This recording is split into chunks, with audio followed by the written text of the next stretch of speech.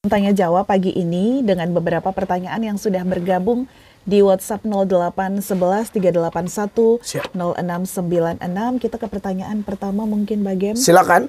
Shalom, selamat pagi Bapak. Ya. Saya ingin bertanya tentang rencana debat Bapak Pendeta dengan Donditan. Ya. Seorang mantan Kristen yang kemudian berpindah. Ya. Saya lihat ada seseorang di media sosial yang bilang kalau Bapak Pendeta tuh sudah dibekali ayat-ayat kitab suci agama seberang untuk menghujat dan menista. Mohon penjelasan. Oh begitu ya. Iya, baik. Jadi memang saya dikirimi juga oleh tim, saya sudah lihat videonya. Mereka tanggapi video saya. Lalu mereka menuduh bahwa saudara Edis yang kasih saya itu ayat-ayat. Jadi baik, saudara-saudara, memang awalnya sudah ada rencana debat. Bahkan saya sudah sampaikan beberapa kali. Dan itu tantangan dari pihak saudara Donditan. Dan saya pribadi dengan keputusan pribadi saya sudah oke. Saya sudah siap, saya sudah belajar seputaran topik yang mau didebatkan itu Matius 7, 21 sampai 23 di babak pertama, lalu Mika 5 ayat 2. Dan ternyata setelah mendekati di sekitar bulan Agustus ini, mereka minta KTP saya. Lalu saya bilang, ini KTP untuk apa? Jadi saya puji Tuhan saya tidak kirim begitu. Untuk mau buat surat perjanjian. Oh gitu. Saya bilang kalau begitu kasih dulu surat perjanjian supaya dipelajari oleh tim hukum kami begitu. Akhirnya dikasihlah surat perjanjian.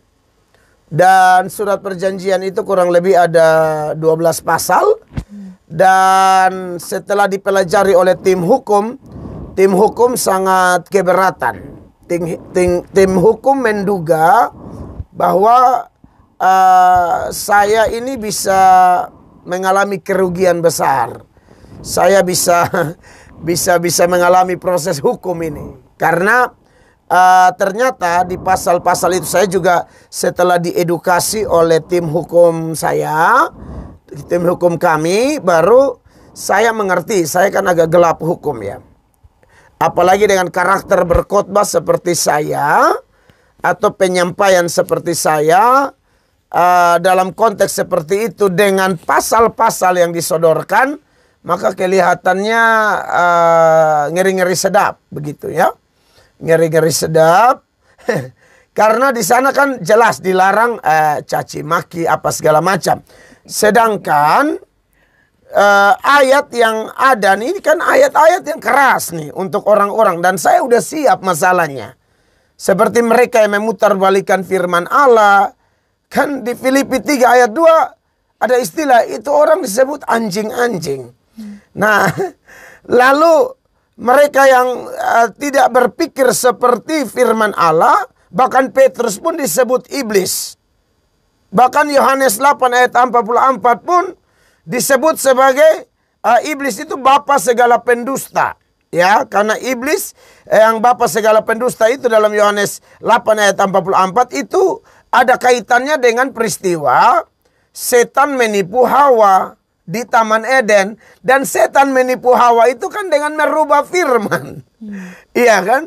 Lalu nabi-nabi palsu juga adalah alat-alat setan. Nah, saya jujur saja mempersiapkan ayat-ayat itu dalam debat. Karena itu dilatar belakangi oleh video saya yang mengatakan Donditan setan, dipakai setan karena dalam kaitan dengan merubah ayat. Nah pemirsa, dari sekilas pemaparan Pendeta Mel Atok sudah sangat terlihat jelas bahwa beliau memang tidak siap untuk berhadapan langsung dengan Koh Dondi. Dengan alasan dalih tim kuasa hukumnya yang konon katanya tidak mengizinkan, justru makin memperlihatkan adanya rasa takut dan keraguan besar. Bahkan Pendeta Atok ini mencoba mencari bekingan dari Edis TV, sosok yang katanya pintar menurut mereka. namun faktanya justru kabur ke luar negeri dan hanya berani koar-koar lewat medsos tanpa hadir nyata. Apakah ini bukan bukti nyata bahwa tim hukum Pendeta Atok pun menyadari betapa kuatnya Kodondi dalam berdialog terbuka? Mereka tahu jika benar-benar terjadi debat tatap muka, Pendeta Mel akan kewalahan, bahkan bisa benar-benar kehabisan argumen hingga keos di hadapan publik. Lalu bagaimana tanggapan Kodondi sendiri melihat Pendeta Atok yang hanya berani bersuara lewat video, tapi tak pernah berani tampil face-to-face?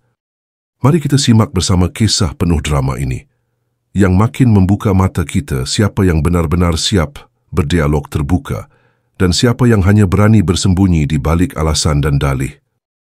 Terus, gimana? Jadi, ada pertanyaan dari Pendeta Mel Atok, di mana dia mengatakan kalau memang ya niatnya diskusi doang, kenapa ya? Kenapa dari awal ada pasal mengenai dilarang menghina pribadi?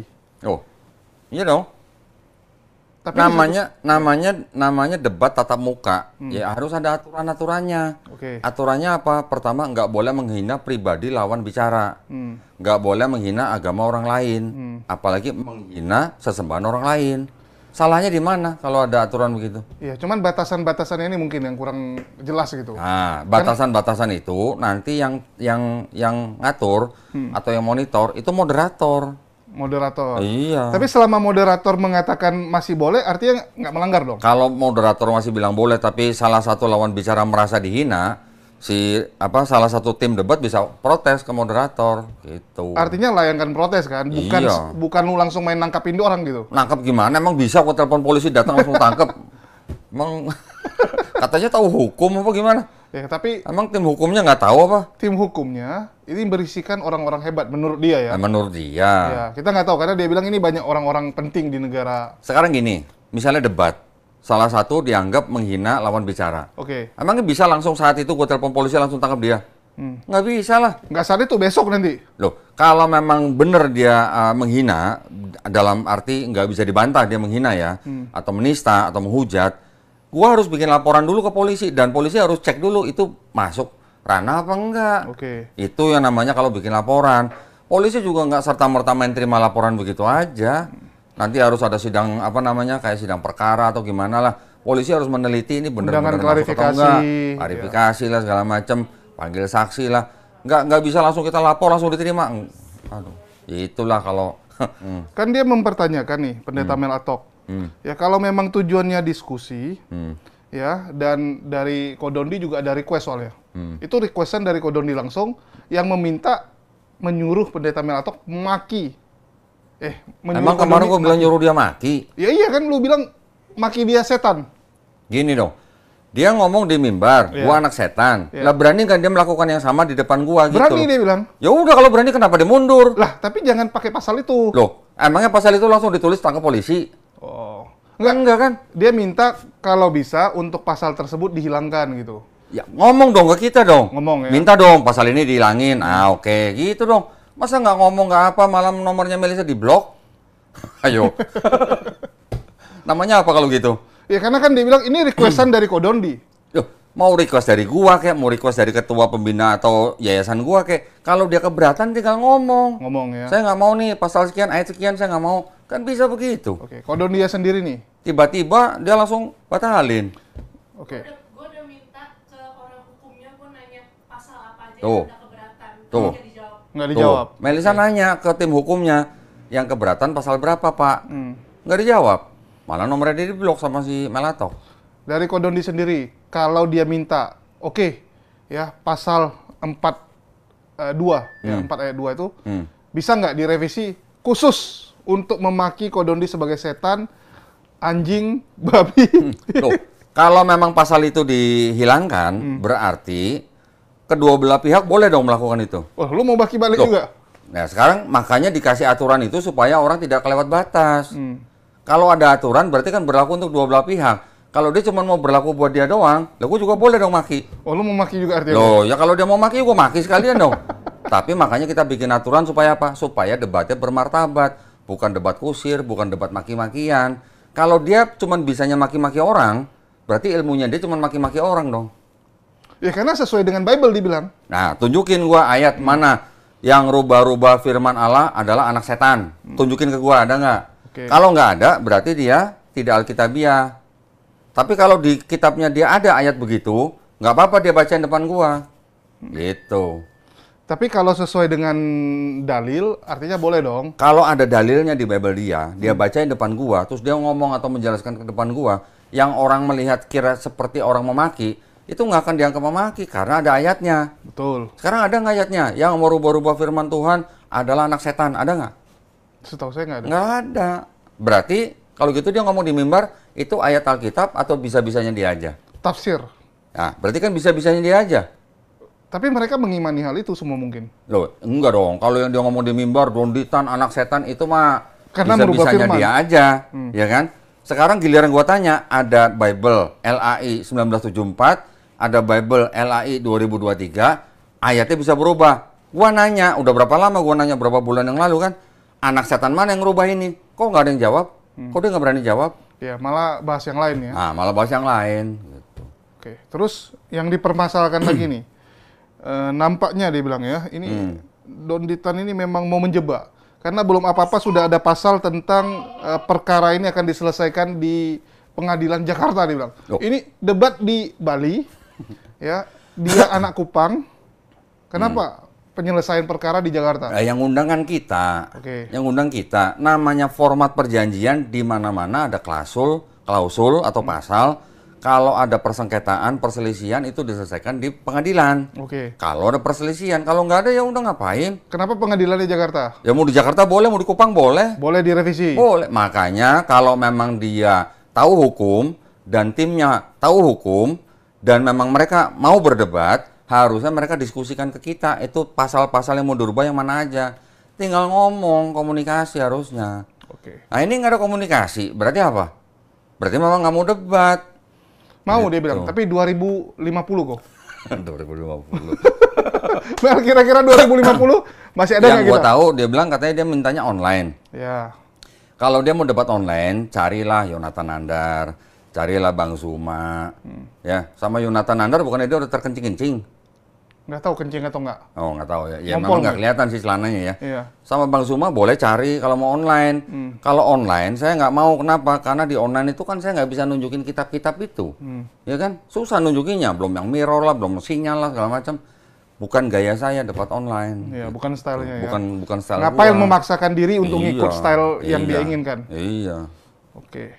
gitu aja. Sekarang yang gue denger nih dari video yang dia ngomong sama tim hukumnya, dia bilang apa namanya Dondi apa belum tahu Alkitab atau apa gitu kan? Iya, nggak ngerti. Itu anak-anak sekolah, anak-anak muda Jemaat-jemaatnya sini, ya. jemaat sini juga bisa lah lawan dia. Iya. Ya udah, rame-rame aja sekalian Wih, debat sama rame-rame. gua. Gua kasih dia 10 orang dalam satu meja deh. Dia sama jemaat dia atau sama Murid. majelisnya kek atau sama penatuannya kek, satu meja dia sama gua deh. Wih. Nanti gua tanya, gua cuma tanya kitab mereka nih, ada beda versi. Sanggup ongkosin nggak? Kemarin budgetnya 4 orang. Iya, nah, sekarang 4 orang kan udah gua ongkosin. Kalau dia mau 10 orang, bayar sendiri sisanya lah. Enak aja. Kirain mau bayarin lagi 10-nya. Gua udah mau bayarin loh. Kurang apa coba? Hotel gua pilihin yang bagus. Iya kan? Kamar gua sediain, makan gua sediain, tiket pesawat gua bayarin, pulang juga nanti mungkin gua kasih amplop. Mungkin gua kasih amplop. Ya. Loh sekarang kalau cuma gara-gara itu dia nggak mau, mending diganti nama aja deh. Jadi apa dong? Hah? Kalau gue sih udah pernah dengar, katanya pendeta Mel Atok sekarang udah ganti nama, bener nggak? Nggak tahu. Tadinya Mel Atok, sekarang jadi Mel Atut katanya. Bukan Meliat. Melitut. Enggak, katanya jadi Mel Atut katanya. Loh enggak, sekarang gini, saya nggak bisa maksa orang yang takut, begitu aja. Kalau takut ya udah bilang aja, kalau nggak mau debat ya udah bilang aja. Saya udah berapa kali surat tantangan debat ke gereja, beberapa gereja, sudah beberapa kali nggak ada tanggapan, nggak berani, nggak mau dan sebagainya. Tuh udah sering, tanya Melisa tuh. Kenapa ya? Kita Apakah udah sering kirim surat ke gereja, Iya, nantang iya. debat, masalahnya kan gini? pada nggak mau. Kodondi punya track record debat yang istilahnya semua berakhir dengan baik lah. Ya, belum ada sejarah yang aneh-aneh. Iya. Kenapa masih takut orang? Nggak tahu. Ya, dia bisa nonton debat saya dengan Henry Tan, baik apa enggak. Dia bisa nonton debat saya dengan Pendeta Budia Sali, baik apa enggak. Dia bisa nonton debat gua sama Pak Budia Sali dan Pak Esra Saurus kalian, baik apa enggak. Kan gitu aja. Padahal dia punya hubungan pribadi yang bagus dengan Budi Asali dan Esra Soru ya. Ya mungkin. Kalau menurut saya nih mungkin ya. Ini perkiraan saya. Kan kemarin debat kan yang nentuin topik pertama kan dia. Oke. Matius 7 ayat 21 sampai 23. Ya kan? Gua terima. Tapi gua juga minta topik sendiri dari gua nih. Mika 5 ayat 2. Iya. Ya kan? Pendeta Budi Asali, Pendeta Esra Soru, saya tantang debat topik ini pada nggak mau. Nah, ini tiba-tiba si siapa Mel Atok mau, gitu kan? Mungkin Mel Atok dibilangin sama Esra Soru sama Budi Asali, jangan mau lu debat Mika 52, mungkin. Blunder tuh. Karena yang dua ini nggak berani debat Mika 52 sama gua. Yang ini mungkin dibilangin, jangan lu gini-gini. Itu, kemungkinan besar itu. Ya, karena tema yang blunder untuk dia ya. Iya, mereka nggak akan bisa pertahanin. Dan kalau boleh tahu kok, ini kan draft yang diajukan oleh tim dari Kodondi kepada Mel Atok. Itu draft yang sama nggak dengan yang dipakai dengan Pendeta Esra Soru dan Pendeta... Waktu sama Budi Asali sama Esra Soru, terus terang kita nggak pakai perjanjian. Oh, nggak pakai? Nggak pakai. Hanya di komunikasi di WA aja. Gitu. Tapi aturan itu dibacain. Di WA ada, dan ketika debat moderator bacain. Dan kedua belah pihak setuju. Gitu. Mungkin itu yang buat dia terkejut kok. Dia mungkin Terkejut tanya apa? kan Esra Soru, loh kemarin waktu sama saya nggak ada yang gituan, kenapa sama Mel Atok ada gitu kan? Ya nggak apa-apa, kenapa kan? Karena kan gua bayarin. Loh Esra Soru juga dibayarin? Iya memang Esra Soru juga gua bayarin. Tapi ya gini, istilahnya kan di belakangnya atau latar belakangnya kan nggak ada istilahnya saling bilang anak setan atau apa kan nggak ada. Ya kan? Nah sekarang ini ada orang bilang ngatain gua anak setan. Tapi giliran gua ajak debat face to face kenapa mundur begitu? Nih masalahnya begini. Ketika komunikasi tidak ada draft perjanjian, dia bisa menentukan tanggal sendiri kan? 22 Agustus, ya kan? Habis itu dia geser lagi 29 Agustus, ya kan? Dia sudah menentukan ini, tapi giliran ada draft perjanjian, kenapa dia jadi batalin dua-duanya tanggal ini? Yang nentuin tanggal dia loh, kita ngikutin loh, ya kan? Kita cuma masukin itu ke dalam draft perjanjian. Kenapa dia jadi takut? Ya karena nggak ada track record sebelumnya. Iya, tapi kan dia bisa ngelihat debat gua sama Budi Asali sama Esra Soru gimana. Walaupun gua sama Budi Asali dan Esra Soru tidak ada perjanjian, tapi sebelum debat aturan yang sama di dalam draft perjanjian itu dibacain oleh moderator di depan kedua belah pihak, dan kedua belah pihak setuju. Gitu. Setuju dua-duanya. Lah kalau mereka berani, kenapa dia nggak berani? Kan atut namanya. Ya, karena dia melihat bahwa Kodondi punya dendam nih kepada dia. Gini, gue bukan dendam pribadi, enggak. Namanya ini kan di medsos, ini kan namanya perang pemikiran. Ya kalau dia berani memunculkan video ke muka umum, menyebut nama gue pribadi, dengan sebutan anak setan misalnya, lah sekarang kenapa dia nggak berani dapat ngomong depan gue? Gitu. Iya gara-gara lu batasin dengan pasal itu. Loh iya, lah sekarang kalau memang ada ayatnya di dalam Bible dia ngomong begitu apa kena pasal kan enggak? Karena ada ayatnya. Kecuali kalau nggak ada ayatnya dia ngomong begitu baru kena. Oh nggak boleh. Berarti kalau begitu, kalau dia nggak berani, berarti di Bible dia nggak ada ayat itu. Iya itu kan tafsir memang kok. Lah iya, ya berarti kan suka-suka dia ngomongnya. Sama seperti kayak mereka menafsirkan masalah jangan membuang mutiara kepada babi dan anjing gitu kan. Iya. Ya, yang mereka sebut sebagai babi dan anjing ya Kodondi. Di luar Kristen kan, maksudnya kan? Di luar Kristen. Nah sekarang kalau memang misalnya nih, Yesus sendiri diutus untuk bangsa apa? Bangsa Israel. Nah, sudah tahu Mel Atok bangsa Israel bukan? Nampaknya ada keturunan sedikit. Israel rohani gitu bilangnya. Israel rohani. Udah jelas, aku diutus hanya untuk domba-domba yang hilang dari bangsa Israel. Yesus saja di Bible-nya dia ngomong apa? Murid-muridnya aja nggak boleh ke Samaria. Udah jelas. Itu waktu Yesus masih hidup kan direvisi waktu udah nggak ada. Udah revisi. Lah, sekarang yang ngajarin Kristen, yang menciptakan Kristen, Yesus atau Paulus? Kalau kita lihat sejarah ya Paulus. Paulus. Nah, berarti Mel Atok bukan pengikut Yesus, tapi Mel Atok pengikut Paulus. Kan gitu. Pengikut Paulus menyembah Yesus. Berarti kalau gitu, kalau orang bilang jangan memberikan mutiara kepada babi, waduh. Loh, sekarang yang ngomong itu Yesus kan dianggapnya, ya kan? Tapi kan Yesus diutus hanya untuk Bani Israel, hanya untuk bangsa Israel. Sedangkan Mel Atok bukan bangsa Israel, berarti babinya siapa? Oke. Ah, udah gitu aja. Nggak sekalian tambah satu lagi, anjingnya. Ya sama aja, anjing babinya sama aja. Kan Kunarion. Iya, Yesus bilang jangan berikan mutiara kepada babi atau anjing. Iya. Sedangkan Yesus bilang aku diutus hanya untuk domba yang hilang dari bangsa Israel. Melatok Israel bukan? Bukan. Bukan. Nah, berarti anjing babinya siapa? Di luar Israel dong. Di luar. Wih, mau bahas dendam. Loh kan gua cuman respon dari ayat itu. Kalau itu pakai ayat ya. Nah, kalau itu ada ayatnya. Gitu. Nah, sekarang buktiin ke saya bahwa dia pengikut Yesus. Yang ciptain Kristen Yesus atau Paulus. Gitu aja. Gampang kan? Ya, mereka pengikut Paulus tapi menyembah Yesus. Nah, kalau penyembah Yesus benar, setuju. Tapi kalau pengikut Yesus, gue bisa lawan dengan ayat-ayat di dalam Bible mereka sendiri. Gitu. Udahlah, suruh ganti nama aja lah, Pendeta Mel Atut gitu aja lah. Enggak, yang saya agak bingung tuh yang tantangannya dimundur 2050. Nampaknya mau ngejek lu, Niko. Dia ngomong 2050. 2050. Ya udah, kalau gue masih hidup gue tungguin. Kalau dia masih hidup, silahkan. Kalau dia bilang 2050, berarti dia takut. Udah gitu aja. Gampang kok, Pak. Kalau kita masih ada ya, Mel ya, 2050 ya. Emang iya? Insya Allah. Kan bisa lu duluan yang pulang. Bisa gua belakangan. Bisa gua belakangan, bisa lu duluan.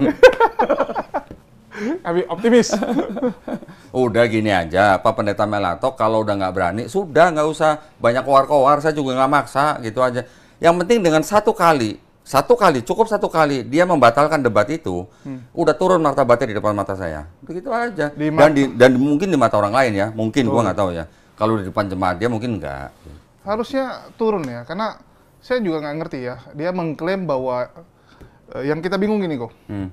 Yang tidak setuju itu kan dia bilang mulai dari istrinya. Dari awal istrinya nggak setuju. Ya, terus tim hukumnya. Terus jemaatnya juga tidak setuju. Artinya ini kan orang-orang terdekat dia, ring satunya gitu ya. Kenapa nggak ada satupun ring satunya yang mendukung pengkabaran Injil? Iya. Ya, bukankah Kristen tuh disuruh memikul salib? Betul nggak? Ini kan bikin malu nih. Rasul-rasul Yesus semua siap mati demi ini. Iya. Sedangkan dia resiko paling tinggi apa tadi dia bilang? Apa resiko paling tinggi ya? Apa sih? Masuk penjara kan? Enggak lah. Itu resiko yang menurut dia kan? Enggak lah, gini menurut nih. Dia gitu. Nih, gini nih. Kalau namanya orang debat tatap muka, ya, di sebuah tempat yang bagus, nggak serta-merta menghina langsung kita laporin polisi, enggak begitulah. Polisi pun ketawa, bilang, ini kok kayak anak kecil nih. Justru, ya, dengan debat tatap muka begitu, kita berani kasih jaminan. Keamanan dijamin. Nah, cuman kalau kehormatan kita nggak jamin. Ya, ini aja belum debat, kehormatan udah hilang. Belum debat, kehormatan udah hilang. Lagi mana kalau debat? Gitu. Tapi minimal puluh-puluh aman. Oh, puluh-puluh aman. Ya. Kehormatan Salam puluh-puluh gitu. Salam berarti. puluh-puluh. Udah, kalau takut kurang atau hilang atau perpuluhannya terganggu, ya sudah nggak usah debat, jangan debat. Mendingan ngurusin aja gereja, ngurusin jemaat, biar perpuluhan aman, gitu aja. Tapi ini memang beda ya, kita lihat kok, kalau Muslim ya, itu paling pantang ya, yang istilahnya agamanya yang diserang gitu ya. Kita pun, ya jangankan penjara, mati pun siap gitu. Kalau mereka nih kok kayak cemen kali gitu. Enggak, mereka tuh udah terbiasa playing victim. Disangkanya kita tuh apa ya, menyerang keimanan seseorang. Nih, saya kasih tahu ya. Saya kalau debat sama pendeta, yang saya serang bukan masalah Yesus Tuhan atau bukan. Itu gua udah malas ngomongin begituan. Itu udah puluhan tahun, mungkin udah ratusan tahun orang ngomongin itu. Gua nggak mau ngomongin begitu. Saya menghormati setiap orang Kristen yang mau menyembah Yesus, monggo. Silakan. Ya, itu dijamin haknya. Dijamin haknya secara penuh oleh Undang-Undang Dasar 1945 pasal 29 ayat 2. Nah, ya, dijamin loh. Jadi gua nggak boleh protes atau melarang orang untuk memeluk dan menjalankan agama dan kepercayaan masing-masing. Yang gue perkarakan adalah keotentikan Biblia, gitu aja. Oh, pembuktiannya lebih ke arah situ ya? Iya, nih, karena apa? Karena kalau kita debat, Yesus Tuhan atau bukan, ujung-ujungnya, bahasa Jawanya at the end of the day gitu. Kan lakum dinukum waliyadin. Betul. Iya kan? Terserah dia mau nyembah apa, udah mau nyembah pohon, botol mau kecap, nyembah manusia, itu hak dia, dijamin negara. Gua nggak akan mempermasalahkan mengganggu iman dia dengan menyembah Yesus sebagai Tuhannya. Gua nggak akan. Ya. Tapi yang gua perdebatkan adalah, ini kitab lu ada ngomong begini, versi ini, yang versi ini ngomong begini, tolong jelasin ke gua bedanya apa, gitu. Nah, kalau dia bilang gua anak setan merubah-rubah firman Tuhan, gua mau nanya balik, ini yang ngerubah-ngerubah dua Bible ini anak setan mana? Gua cuma gitu doang. Bisa jawab nggak dia? Nggak bisa. Mending dia debat sama orang Katolik sebenarnya. Nah, terus dia kalau nggak salah ngomong nih, gua nggak salah denger ya, gua ngeliat di video lu tuh, dia bilang apa? Oh, dia nggak ngefans sama Melatok, tapi ngefans sama saya rupanya, guys. Gua nonton sekilas.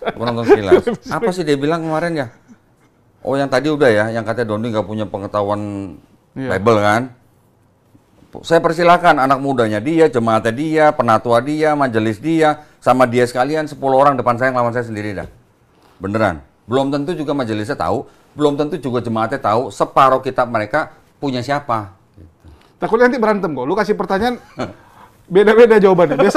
Biasa ini ya, kalau Kristen kita susunin, ya kita tanya nanti, beda pendapat berantem sendiri. Iya, nanti ada 10 orang, giliran satu pertanyaan, jawabannya ada 11. Berantem pula. Bisa jadi. Dibilang lagi adu domba. Bisa Wah. jadi. Nah, ya dia mendingan saya bilang, Pak Pendeta Melatok, kalau memang sudah takut ya sudah, diem aja, urusin jemaat, ya.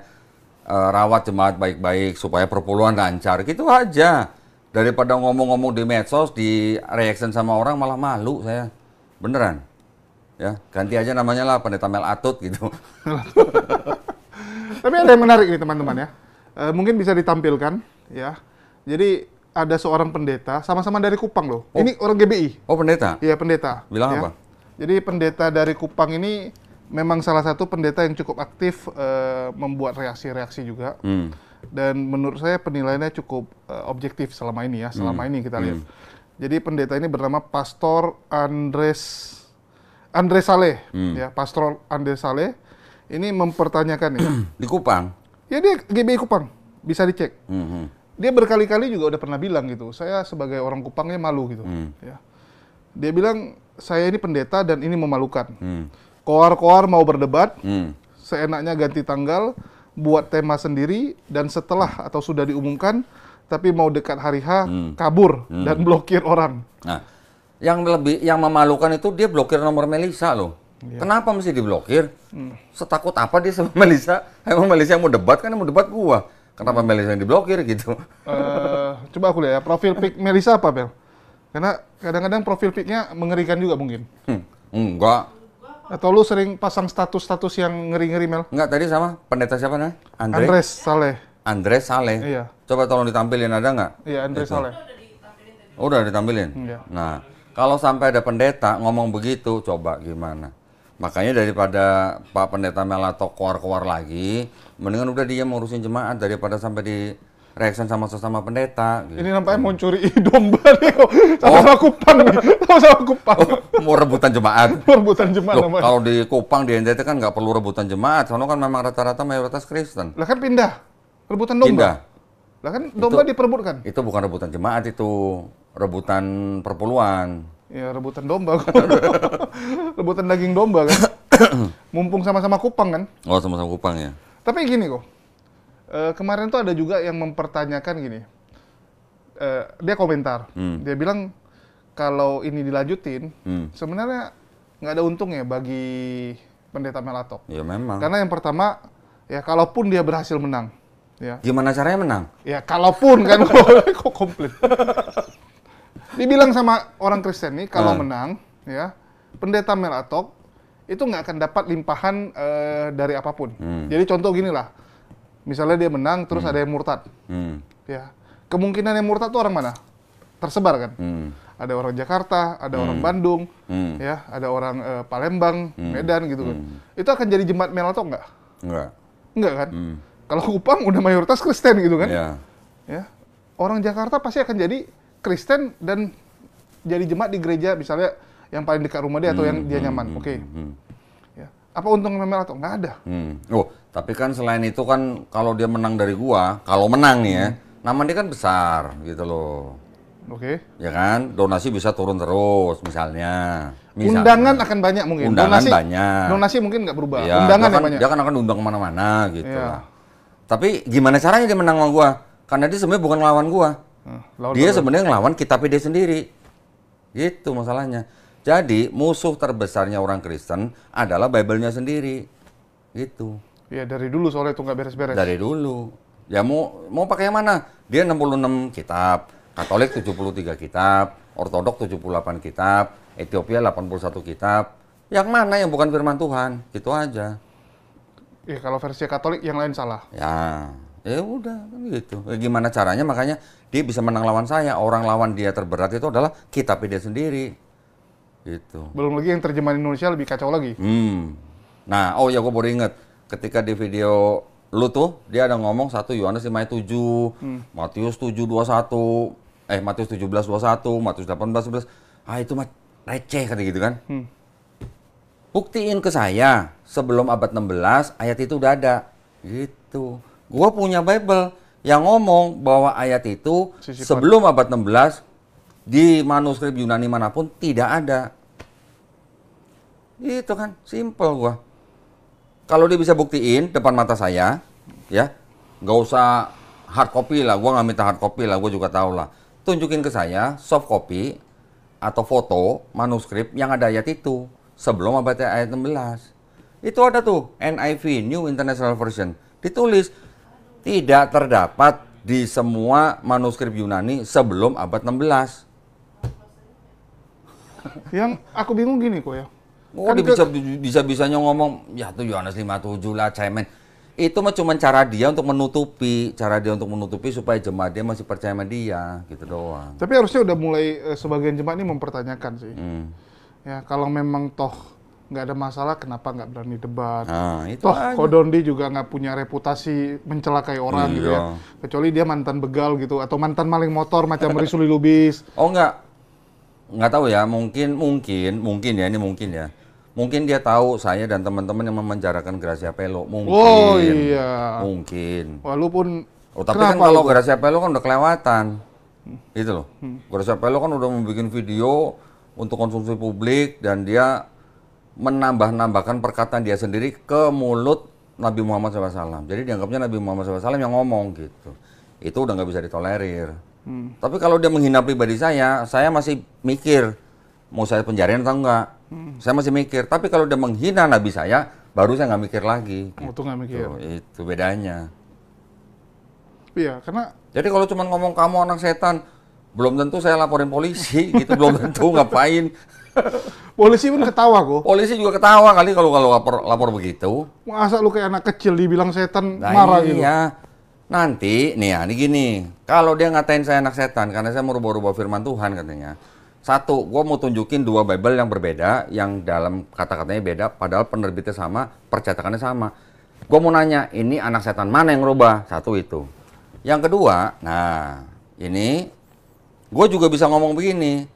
Kalau dia aslinya bukan pengikut Yesus, tapi pengikut Paulus, ya, dan dia ternyata bukan pengikut Yesus, tapi penyembah Yesus, berarti gue juga bisa ngomong begini, kalau begitu, pendeta Melatok mengikuti iblis untuk menyembah manusia, gitu. Kan bisa. Iya kan? Penyembah manusia. Nah iya. Loh, mereka nggak ada masalah kok dibilang penyembah Oh manusia. iya, mereka menyembah manusia, ya gue bisa ngomong, berarti Melatok ngikutin ajaran iblis, kalau gitu. Memang iblis ada ngajar nyembah manusia? Nah sekarang iblis kan selalu menggoda manusia supaya menyekutukan Allah. Kan gitu. Tapi menyembah dia?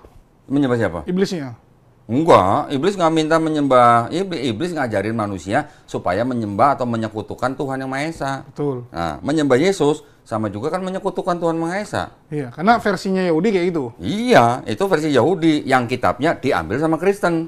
Karena Yahudi kenapa marah sama Kristen ya? Karena itu mensekutukan Tuhan. Iya. Nah, sekarang buktinya gini aja deh. Rabi Maimonides, rabi Yahudi yang sangat terkenal, bisa-bisanya ngomong Kristen itu adalah penyembah berhala, Avodah Zarah. Ya kan? Iya. Avodah Zarah penyembah berhala loh. Penyembah berhala. Bener nggak? Itu kasar sih. Kasar. Bahkan Rabi Maimonides ngomong apa? Kalau seorang Yahudi pergi ke suatu tempat tidak nemu sinagog, mereka boleh tefilah di masjid tapi dilarang masuk gereja. Oh, tapi mereka bilang gini kok, itu Apa? gereja zaman dulu. Gereja Terutama zaman dulu. Katolik. Kalau gereja sekarang udah nggak ada berhalanya. Loh, yang dianggap berhala sama Rabi Maimonides ini bukan patungnya, tapi Yesusnya. Tapi nggak ada Yesus juga di situ. Lu iya, Yesusnya memang nggak ada di gereja, teman kan mereka menyembah Yesus. Oke. Iya kan? Karena menyembah Yesus, ya itu Yesusnya yang dianggap berhala sama Rabi Maimonides. Gitu. Ya karena versinya mereka, oh itu Katolik gitu kan. Bukan kami udah nggak ada apapun nih, kosong. Berhala itu bukan harus berupa patung yang kelihatan. Yang tidak kelihatan tapi bukan Tuhan Yang Maha Esa juga berhala. Gitu. Nanti mereka bilang, loh di Islam juga ada kaligrafi itu masjidnya. Emang kita sembah kaligrafinya? Lah tunjukin aja ya tadi Quran, kamu harus menyembah kaligrafi, ada nggak gitu? Kan nggak ada. Gampang, meruntuhkan argumen mereka tuh gampang gitu. Dia saking ketakutan bilang saya nggak tahu Alkitab. Saking ketakutan. 1 Yohanes 5:7. Lah dia nggak akan bisa membuktikan. Saya punya bukti yang dari kalangan mereka sendiri. Mau yang mana? Mau dari NIV ada, mau dari RSV ada, mau dari yang itu apa namanya? Yang Bible study-nya John MacArthur ada. Bahkan ada Bible yang dari ND sekalipun ada. Malah itu jelas banget. Mau Jerusalem Bible juga ada. Semuanya tentang 1 Yohanes 5:7, semuanya bilang itu pasti tidak asli. Apa yang mau dibantah? Karena dia nggak bisa bantah, makanya dia bilang, wah itu cemen. Ya cemen, orang dia takut. Jadi dari Kodondi nih, nggak ada komunikasi dengan orang-orang seperti Ezra Soru yang notabene bisa menyemangati lah. Terakhir, waktu saya komunikasi dengan Budi Asali dan Ezra Soru, itu ngomongin Mika 5 ayat 2. Nggak ada bilang, itu tolonglah diaturin si Melatok nih. Nggak perlu lah, buat apa? Buat apa? Ya, Gua nggak maksa. Gua nggak mau maksa orang yang takut gitu. Buat apa gua paksa-paksa?